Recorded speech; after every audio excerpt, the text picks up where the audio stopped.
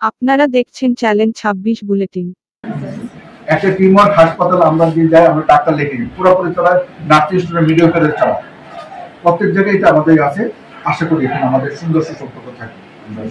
ওই clinical sir যেমন ওরা থার্ড ইয়ার পরীক্ষা দিলে পরে ইন্টারনেটে 6 মাস থাকে, প্র্যাকটিক্যাল একটা এক্সপেরিয়েন্স হয়, যে এই যে স্টুডেন্টগুলো ওরাও কিন্তু কাজ করতে পারে, তারা তো এখান থেকে শিখে পেলে না। একটা কিন্তু নিয়ম আছে এখন কিন্তু নার্সিং কিন্তু একটা ইয়ে, আমরা যখন রেজিস্ট্রেশন দিই, আমাদের যখন এমবিবিএস পাস করে গেলে আমি ডাক্তার, কিন্তু ডিএম রেজিস্ট্রেশন না পাইলে আমি ডাক্তার প্রেসক্রিপশন করতে পারবো না, বা ডেট যদি এক্সপায়ার হয়ে যায় আমি কিন্তু প্রেসক্রিপশন করার ক্ষমতা কিন্তু আমার নাই।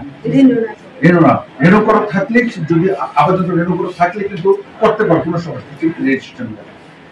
কারণ আসলে এগুলো সেটাই হবে। আমি ক্লিনিকগুলো অন্তত আমার কাছে আমি পাবো না, আমার চাপ আসলে আমি মানবো না, নিয়মের মধ্যে থাকতে হবে, কতটুকু আমি বলতে।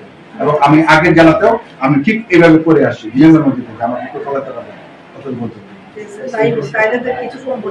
না না, আমার হলো যেটা আছে, যদি এখানে হয় আমার ডাক্তার হলে, ডাক্তারের আগে ডাক্তার ছিল না স্টেশনে, আমি প্রত্যেকটা ডাক্তার আমি বিদ্যুতে যাই সকালে, কারণ বিকালবেলা ডাক্তার থাকে, একজন দেখা দেয় সকাল করে ডাক্তার আপনার 2 জন, 10 বেডের হলে 2 জন থাকে, 3 বেলা করে 2 জন করে, আর যদি 20 বেলা হয় তাহলে 4 জন চায়। সেটা আমি নিশ্চিত করি, প্রত্যেকটা আমি নিজে ফুটা করে দেখে এলো তাদের কাছে কেন, এবং মাঝখানে একটা দিচ্ছি 6 জনের মধ্যে 6 জনে পাস করছে, কিন্তু তাদের আমি আগে অফিসিয়াল ভাবে চিঠি